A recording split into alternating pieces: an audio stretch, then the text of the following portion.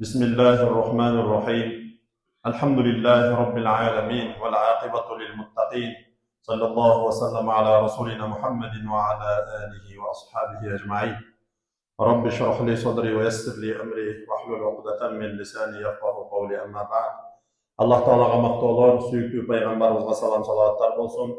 Аллах Таала ыйык жума күндүн берекеси менен дуа тилектерибизди кабыл кылып, эл жерибизге тынччылык, аманчылык берсин.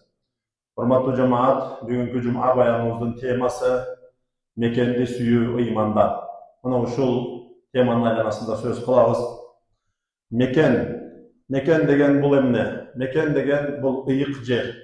Meken degen adam balası törölüp ösüp, jana ошол жерге kimdik kanı tamıp, je bolboso ошол жерден ölüp ösüp, okup, akkarаны tanıp, ошол жерден düynönü tanıp, ошол жерде tuğan ruhu menen, dostları menen, jana жалпы коомчулук менен бактылуу күндөрдү, жана жакшылыктарды көргөн жери мекен деп аталат.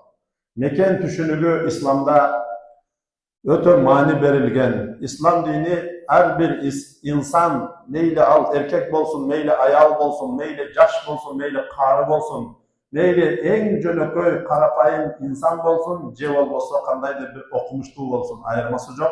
Bardığına birdey mekendi suyu, anı korgoo, anın ölüp ösüşüne salım koşu, anı kandaydır bir uçurda düşmandan saktap kaluu degen nerselerdi bardığına birdey milletli kılıp жүктөгөн. Meken jönünde Kur'an-ı Kerim'de Allah Taala İbrahim Peygamber'in duasını kavar verip jatып ушундай дейт. Estağfurullah billah. وَإِذْ قَالَ إِبْرَاهِيمُ رَبِّ اجْعَلْ هَذَا بَلَدًا آمِنًا وَارْزُقْ أَهْلَهُ مِنَ الثَّمَرَاتِ مَنْ آمَنَ مِنْهُمْ بِاللّٰهِ وَالْيَوْمِ الْآخِرِ Sadakallahul azim. Bu ayetin manisi İbrahim Peygamber Mekke'ye bardı. Mekke'ye barıp oşol jerge Allah Taala'nın ökümünü atkarıp Allah'ın ökümünün negizinde bardı. Bargandan keyin İbrahim aleyhisselam oşol jerde Ka'ba'nı bizdin kıblabız bolgon Ka'batullah'ты kurdu. Kurgandan keyin İbrahim aleyhisselam şunday dua kıldı. Rabbi ceal hâzâ baladan aminen. O jaratkan Allah'ım uşul şahardı tınçlık şaharı kılgının, tınçlıkты ornotkunun, beypil kılgının, jana har kanday jamanlıklardan koopsuz şahar kılıp koygunun dedi. Jana varzuq ahlahu minas samarati men amana minhum billahi vel yevmil ahir. Oşol jerdin elini kıyamatqa çeyin emne kılgın, türkün har kanday mömö jemişler menen rızkı berip koygunun dedi. Al jer uşunday ketken tala bolçu, tüptüz ele çöl bolçu, ıssık bolçu. Oşol kezde İbrahim aleyhisselam dua kılıp koygun ele. Buna hazır siz umraga, hacıga barsanız, al jerge barsanız, bul jakta körbөгөн mömö jemişlerdi al jerden körөsүz. Bul jakta körbөгөндү körөsүz, taң kalasız bularda jalaң ele çöl go, kantip jetildilerçi. Bирок Allah'tın kaloosu İbrahim Peygamber'in duası menen emne oldu? Al jerdin eli oşondoy. Bul jakta körbөгөн mömö jemişlerdi jep жүргөндү körөsүz. Jana oşol жерди Allah Taala emne kılıp koydu? Aman kılıp koydu, tınç kılıp koydu. Jana kıyamattın gününe çeyin emne koopsuz kılıp koydu. Demek bu ayetin negizinde İslam alımları aytışat. İslam alımları aytışat bu ayetin negizinde. Buna İbrahim peygamber bolup durup Meken üçün dua kıldı. Demek biz dağın karapayın kalk insan katarı özümüz Mekenimizni jakşı görүү. Jana oşonun ölüp ösüşüne salım koşuu, oşonu düşmandan saktap kaluu, oşonun ölüp ösüşünü gelecekte dağı da jakşı boluşuna kandaydı bir salım koşup dua kıluu her birimizin жүрөгүбүздө bolууга тийиш деп alımlar ушундай чечмелеп беришкен. Hurmatlı cemaat, Peygamberimiz sallallahu aleyhi ve sellem özümüzler bilesizler tarihte Mekke'den Medine'ye göçkön. Birinci Peygamberimiz Mekke'de törölüp, Mekke'de erjetilip, peygamberlik berilgenden keyin Allah'ın жалгыздыгына, tavhid, жалгыз işenimge ellerdi çıkırdı. Ellerdi çıkırıp başladı ele, oşo jerde müşrikler, kapırlar, Mekke'nin kapırları, Mekke'nin müşrikleri Peygamberimizga жол тоса башташты. Мындайча айтканда, бул динди жайылтпайсың дешти. Ушул динingdi, ушул нерсеңди токтоткунуң биз деген эң кадыр барктуу кылып алайлы. Каалаган материалдык мүмкүнчүлүктөрдү сага түзүп берели деди. Пайгамбарыбыз саллаллаху алейхи ва саллям айтты: эгерде силер бардык байлыкты эмес, айды алып bir колума, күндү алып экинчи колума таштап берсеңер дагы, мен бул нерседен эч качан баш тартпаймын, аягына чейин кете беремин деди. Пайгамбарыбыздын бул чечкиндүүлүгүнү көргөндөн кийин мушриктер, капырлар эмне дешти? Анан көргөн жерде өлтүрүп коебуз, көргөн жерде жол тосуп коебуз, көргөн жерде эмне пайгамбарды кыйнайбыз деген мааниде алар өз ара келишим кылышты. Кала берсе пайгамбарыбыз саллаллаху алейхи ва салламдын башына алып келгенге 100 төө жарыялашты. Ал тарыхты жакшы билебиз бардыгыбыз. Пайгамбарыбыз саллаллаху алейхи ва саллям Аллахтын динини, бактылуулук жолуну бүт инсаниятка, аял эркек, жаш кары дебей, бардыгына бактылуулук жолуну көргөзө турган бул ыйык жолду жайыш үчүн, жеткириш үчүн эч качан токтогон жок. Мээнетини кылды пайгамбарыбыз. Анан күндөрдүн bir күнүндө Аллахтын каалоосу менен сүйүктүү пайгамбарыбыз саллаллаху алейхи ва саллям өзүнүн киндик каны тамган, жана дагы ата мекени болгон ыйык жерини таштап дин үчүн Мединага көчүүгө туура келди. Мединага көчүүгө туура келип, пайгамбарыбыз Меккеден тоолорунан, дөңсөөлөрдөн чыгып Мединаны көздөй бараткан кезде кайра кылчайып арканы карайт. Меккени карайт кайра. Баратат, жолу түз бул жака баратат. Бирок кайра аркага карап, эмне кылат? Меккени карайт. Меккени карап, кайра карайт. Анан ушул сөздөрдү айткан пайгамбарыбыз: "Валлахи, Аллахка касам, Аллахка ант, иннаки ла хайри ардиллах". О Мекке, сен Аллахтын жерлеринин арасында эң ыйык жана эң жакшы жер сенсиң деди. Жана Аллахтын мага сүйкүмдүү кылган, мен жакшы көргөн жерсиң о Мекке деди. Эгерде муну сенин араңдагы мушриктер мени чыгууга мажбур кылбаганда, мен бул сени таштап башка экинчи бир мекен кармап кетпейт элемин деди. Мындайча айтканда, ошол жердеги мушриктер пайгамбарыбыз саллаллаху алейхи ва салламга жөн коюшмады, аны чыгууга мажбур кылышты. Эгер мен мажбур болбогонумда сени таштап башка жака кетпейт элем. О Мекке, сен мен үчүн сүйкүмдүүсүң деди. Мына ушул хадисти түшүндүрүп жатып, хадис алымдары мындай дешет. Пайгамбарыбыз саллаллаху алейхи ва саллям бул сөздөрү менен, бул окуяда, бул жердеги айтуусу менен негизинен Мекенге болгон сүйүүсүнү жашырган жок дейт. Мекенге болгон сүйүү. Ооба, ар бирибиздин жүрөгүбүздө Мекенге болгон сүйүү бар, ата-энеге болгон сүйүү бар, балдарыбызга болгон сүйүү бар, кыздарыбызга болгон сүйүү бар, бир тууганга болгон сүйүү бар, жана доско болгон сүйүү бар, байлыкка болгон дагы сүйүү бар, илимге болгон дагы сүйүү бар, кесипке болгон дагы сүйүү бар. Бирок ошол сүйүүлөрдүн арасында эң маанилүүлөрүнүн бирөөсү бул эмне? Бул урматтуу жамаат Мекенге болгон сүйүү. Динибиз айрымдар ойлогондой кумганды кармап алып кечке даратты алып эле чокунуп олтуруудан эле ибарат эмес бул дин. Бул дин, ислам дини, даратканага кирип чыгуудан тартып, кантип тамактаныш керек, кантип тазаланыш керек, кантип ата-эне менен мамиле кылыш керек, жана кантип Мекенди сүйүш керек, кантип Мекенди коргош керек, жана кантип Мекенди жакшы көрүш керек. Ошого чейин толугу менен көргөзүп берген дин бул. Ошол динибиздин талаптарынан бирөөсү жанагы жогоруда баяндалгандай, эмне? Ар бир инсанды Мекенди сүйүүгө чакырат, аны коргоого чакырат, аны колдоого чакырат, аны өнүп өсүшүнө салым кошууга чакырат. Аны башка кандайдыр бир душмандардан сактап калууга фарз деп белгилейт ислам дини. Демек, урматтуу жамаат, пайгамбарыбыз саллаллаху алейхи ва саллям Меккеден чыгып баратып, ушул сөздөрдү айтып, кайра кылчайып карап, акырындык менен Мединага карай жол алды, кетти. Ал окуяны сиздер жакшы билесиздер. Мединага сүйүктүү пайгамбарыбыз барды. Ошол жерде жайгашты. Жайгашканда эле бир мындай көңүлү жай таппай эле ыңгайсыз болуп эле тура берди пайгамбарыбыз. Көңүлү жай таппай ыңгайсыз. Караса сахабалар да өз ара ошондой. Эч эле баягы өзүнүн үйүндөгүдөй сезбей эле өзүнү ыңгайсыз сезе беришти. Анан сахабалар ушундай эле бир көйгөй болсо дароо кеңеше калып пайгамбарыбызга барып чечимини сурайт эле. Анан сахабалардын арасынан айрымдары Абу Бакр Сыдыкка келишти. Айтты: "О, Абу Бакр Сыдык, сен аттуу баштуусуң арабызда. Биз ушул жерде өзүбүздү ыңгайсыз сезип жатабыз. Мындай жан дүйнөбүз жай таппай тим эле бир ыңгайсыздык, кыйынчылык болгонсу жатат бизге. Келгениң сен пайгамбарыбыз саллаллаху алейхи вассаламга барып айткының, пайгамбарыбыз бизге дуа кылсын, көңүлүбүз жай табып ушул жерде дагы мындай эмне болуп калалы, тынч болуп кетейлик" dedi.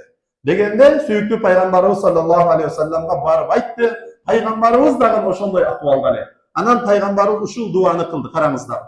Ушул дуаны кылды. Аллахумма хаббиб илайна ал-Мадина кама хуббина Макката ау ашад.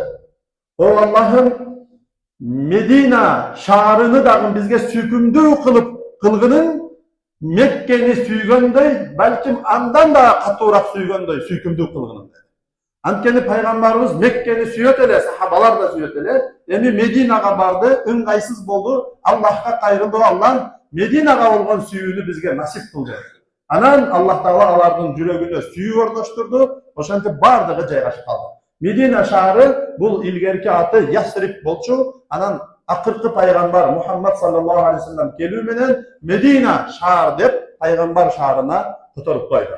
Демек бул хадисти дагы караңыздар, бул Сахих Муслимде 1376 номердеги хадисте баяндалган бул маселе. Бул хадисте дагы сүйүктүү пайгамбарыбыз саллаллаху алейхи вассалам мекенге болгон сүйүү табигый нерсе.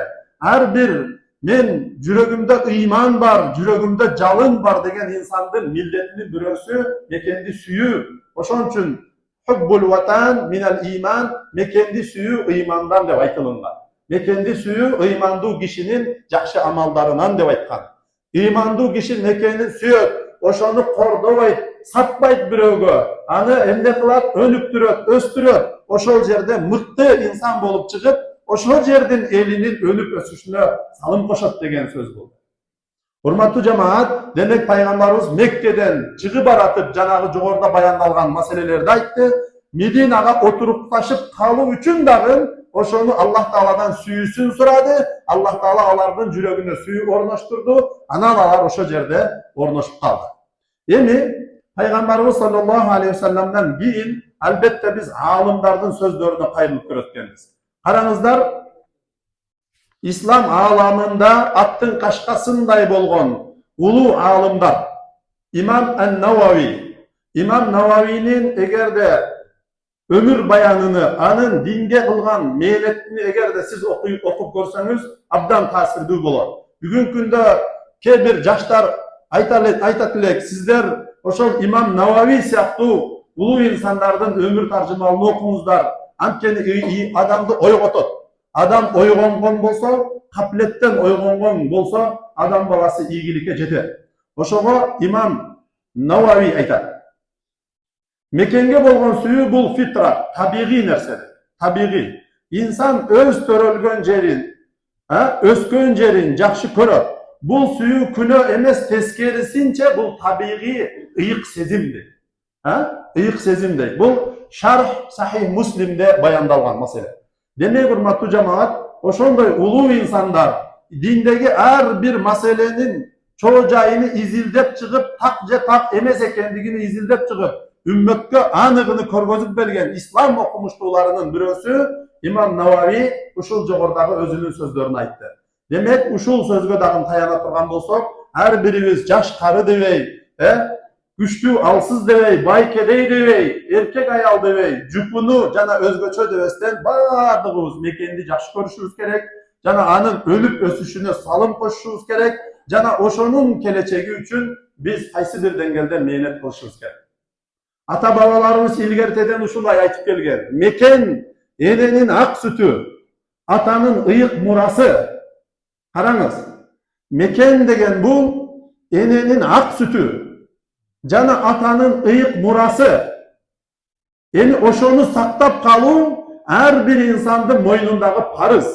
Ошону өнүктүрүү ар бир инсандын милдети. Жана ошону бөлүнүп жарылууга жол койбостон ынтымагын бекемдеп коюу ар бир инсандын падышадан тартып карапайымга чейин бардыгына парыз. Ошон үчүн биз жаштарыбыз бүгүн ааламдашуу доорунда жаштар ар кайсы багыттан, ар кайсы тармактан бир маалыматтарды топтоп жаткан учурда ушул ыйык жана ушул негизги маалыматты дагы мээсине жыйнап топтоп алсын, жүрөгүнө түйүп алсын. Эмне мекенди сүйүү ыймандан, мекенди сүйгөн адам биринчи бул эмне кылат? Ыймандуу болот жана ошол мекендин өнүп өсүшүнө салым кошот деген сөз. İmam İbn Hajar al-Asqalani hadis ilminde attın aşkasınday belgili bolğan ulu alımlardan birisi mınday deydi. Peygamberimiz sallallahu aleyhi ve sellem Mekke'ge bolğan süyüsünü, başkaça aytkanda Mekenge bolğan süyüsünü jaşırgan emes. Mekendi süyü tabiği jana kadırlуу sapat bolup eseptenilet degen.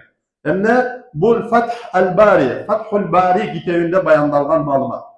Demek karаңыздар, mekendi süyü bul asıl sapatlardan birisi. Adam balasında asıl sapatlar boluğa tiyiş. Misalı, bereşen boluş gerek, jomart kolu açık boluş gerek, çeçkindүү boluş gerek, hareketçil boluş gerek. Janadagı emne batır, erjürek boluş gerek, ibadatkoy mıktı emgekçil boluş gerek. Oşol asıl sapatlardan katarında musulmanda emne boluş gerek, musulmanda mekenge olgan süyü boluş gerek. Mekenge olgan süyü degen başka biröөлөрдүн mekenini basmırlоо menen bulbayt. Her kim üçün öz mekeni ıyık bolot. Birok özünün mekeninde jakşı okuyup, mekeni süygön jigit jakşı okuyup, okuularında ilgilik jaratat. Oşol çoңойгондо kaysı bir kesiptin eğisi bolsong, Kudayım jetkiriп oşol küngө. Oşol nersesi arkılуу el jerinin oşonun önüp ösüşünde salım koşat. Jana oşol nersede kadimkidey asıl maksat dep bilet oşonu. Oşonduktan urmatlı cemaat, bul İslam alımdары Peygamberimizdin jolunu tüz joldop жүрgөн insanlar bizge uşul jogorda bayandardı aytып berишкен. İmam Şafii rahmetullahi aleyhi Şafii mezhabının kurucusu, asnavateli, tüptöçüsü. İslam alamında öte ulu alım, 4 ulu mekteptin birinin kurucusu İmam Şafii rahmetullahi aleyhi. Mekendi süyü her bir akıl estü, cana, namustu adamdın sapatı deyip. Aranızda İmam Şafii'nin sözü. Ne degen? Mekendi süyü her bir akıl estü adamdın, akıl estü, cana, namustu adamdın sapatı deyip. Mekeni süygen adam, mekenini jakşı görgön adam, al adam birinciden akıllı bolar. Ekinciden namustu bolar. Andan keyin al negizgi sapatı bolar oşonu. Eğer de al adamda bul nerseler jok bolsa, al adamda sapat degen hiç nerse jok degen. Oşonduktan bugün günde jaştar ulu alımdardын jolunu joldop, mekenge olgan sүйүүnü çındap, jana oşonun ölüp ösüşünde tüzdön tüz salım koşkongo niyet kılış gerek. Jana oşogo karap umtuluş gerek. Hurmattуу jamaat, mekenge olgan süyü uşunçalık manilүү nerse, aranızda İmam Abu Hanifa rahmetullahi aleyhi Hanafi mazhabının kurucusu, jetekçisi, aldağın özü çette karab oturbastan öz sözlerini mınday dep bayanlayt. Al-amanatu ve amnul bilad min a'zamin ni'am. Amanattуулuk, başkaça aytkanda el jerde, mekende tınç boluu, tınçtık boluu, bul Allah Taala'nın bergen en ulu nematlarından. Bugün tınçtık bolgondugu üçün montip mangday teske oturup mekendi süyүү jönündө bayan kılıp otabız. Endi tınçtık bolgondugu üçün sen öközdün ballarımız, kızlarımız sumkasını götürüp alıp mektepke barıp kelip atar. Tınç bolgondugu. Muna uşul tınçtık deyil. Uşul tınçtıktın özü Allah'tan bizge berilgen öte ebegeysiz, tengdeşi çok ulu nimet deyil bu. Jakşı nimet. Endi oşol nerseni, oşol nimetni koldo karmap kaluu, jana oşogo şükür kıluu, oşol nerseni tübölüp karmap kaluu her birimizdin milletibizdir. Emi karаңыздар, İza kana al-insanu ya'ishu fi vatanihi aminan ويستطيع أن يعبد الله فيه بحرية فذلك من أعظم نعم الله عليه. Qaysi bir insan özü yaşap жатқан жерinde kenen kesir din hükümlerini atkara alsa. Kenen kesirimiz mi bugün biz? Biz acıga barıp жатабыз. Umraga bir yılda 2 joldan kerek bolsa barıp жатабыз. Cumada kalagандай bayandardı aytıp жатабыз. Kalagандай Kur'an jattap, kalagандай din öğrenip жатабыз. Uşul ötö jakşılık, çoң jakşılık. Эми караңыз, kim ушундай тынчтыкта жана жакшылыкта боло турган болсо, Allah Taala'nın hükümlerini kenen kesiri, hiç kim put tosbostан kеңири atkara ала турган деңгээлде болсо, бул Allah Taala'nın ага берген эбегейсиз зор жакшылыгы, жана ошону кармап калуу, жана ошону сактап калуу ар биринин милдети болот. Ошондуктан Пайгамбарыбыз саллаллаху алейхи ва салламдын хадистеринин мазмунунда ушундай келет. Караңыздар. Bir adam elin jerini, mekenini, üy bülösünü, özünün bayağı mal mülkünü saktap kaluu üçün düşmanga karşı turuusu ayrım uçurda mildet bolot. Eğer oşonu korgop saktap kalanın dep turup, eğer de canı çırk etse, ölüp kalsa şahit bolot. Şahit bolot. Jana oşol nerse dagın akırın kaçıp ketip kalbastan oşolgo tikten tik durup berүү bul iman bolot, hurmattуу jamaat. İslam şariatında, Kur'an'da açık belgilengen 7 çoң күнөө болсо, İslam alımları 12-20 dep har kандай çoң күнөөлөрдү tizmektep çıkışkan. Çoң күнөөлөрдү tizmektep çıkıp jatıp, oşol jerde düşman bastırıp gelgende mekenin saktap kalbay arkaga karap kaçıp ketүү çoң күнөө dep aytышкан. Gördүңүздөр? İlim alууга мүмкүнчүлүк болуп, ilim албай турган адам çoң күнөөкөр болгон сыяктуу эле, адам өлтүргөн çoң күнөө, бирөөгө ойноштук кылуу çoң күнөө, жана бирөөнүн акысını салуу çoң күнөө, жетимдин малыны, мүлкүнü, байлыгыны тартып алыш çoң күнөө, жана мекенди да сактабай качып кетип калуу дагы мында çoң күнөө экен. Ошондуктан мекенди сүйүү ыймандан, ыйманы бар адам мекенин сүйөт, жана ошого карап умтулат экен, урматтуу жамаат. Эми караңыздар. İslam şariatında mekendi sүйүү ыймандан деп ар бирибизден демек, бул İslam şariatının bizden kılgan talabı жана ошонун натыйжасында эмнелерге көңүл буруш керек. Мекенди коргоо. Мекенди коргоо, тынчтыкты сактоо, ошол жерде душмандарга каршы туруу, балким ал душман тымызын түрдө же ашкере түрдө ар кандай. Ошол нерседен mekendi korgoo birinci. Ekincisi mekendi ölüktürүү. Bürөө бар, ilimi menen жаштарды келечек буунду жакшылыкка тарбиялайт. Бул мекенди сүйүү жана ошонун милдети, бул өз милдетин аткарып атат деген сөз. Бирөө бар, акчалуу адам, Кудай Таала ага акча берип койгон. Ошол байлыгы менен мекендин өнүп өсүшүнө салым кошуу. Анан тарыхты жана маданиятты урматтоо. Билесиздерби, бул мекен biz menen sizge muntüele kelip kalgan jeri жок. Neçen degen enelerdin köz jaşı eyikten ıldıy karap aktı. Neçen degen maldar, neçen degen tandar, neçen degen jandar kurban boldu. Jana dagın bul mekendi bizge çeyin gelişine urmattуу jamaat neçen degen kıyınçılıklardı basıp öttü. Oşonduktan bulardı urmattoo, sıyloo, jana bunu eske alıp jüröktün tüpküründe jaygaştırıp, ıyık tutup uşunu karmap kalуу her birizdin milletimiz bolar. Anan dagı bir meselesi bilimdikti saktoo. Er arasında bilimdikti saktoo, ızıçууga jol berbey, her birimiz tartiptүү bolup жүрүş, bul her bir musulmandın milleti. Demek urmattуу jamaat, bugünkü Cuma bayanımızın teması mekendi sүйүү, mekendi korgoo meselesinin aylanasında söz kıldık. Demek Peygamberimiz sallallahu aleyhi ve sellem'den öğrendik. Jana Peygamberimiz sallallahu aleyhi ve sellem'nin jolunu jollogon ulu alımlardan oşol uçurda İmam Abu Hanifa rahmetullahi aleyhin sözlerinden dagın savap kılıp bul meseleni tarap çıkkanга hareket kıldı. Allah Taala'nın beyiştin törüsünde olgan uşul mekenimizni tübölüktүү kılsın. Anın içinde eki közünde şunday jalındap turgan, jürөгүндө imanı taşkındap turgan, gelecekte mıktı insan bolam degen imandu jaşlarımızды көбөйтсүn. Anan dagı bizdin törübüzdün körkü bolgon, bizdin baktыбызга Allah'tan belek katarı berilgen din alımlarımızды da güçlүү kılsın Allah. Anan dagı bizdin berekemiz bolgon ata-enelerimizin ömrünü uzun kılsın. Janadagın közü ötkönlerini çeksiz mehrimine bölөгön bolsun. Degele jer betindegi bardıq musulmanlar tınçlıkta, amanlıkta olsun.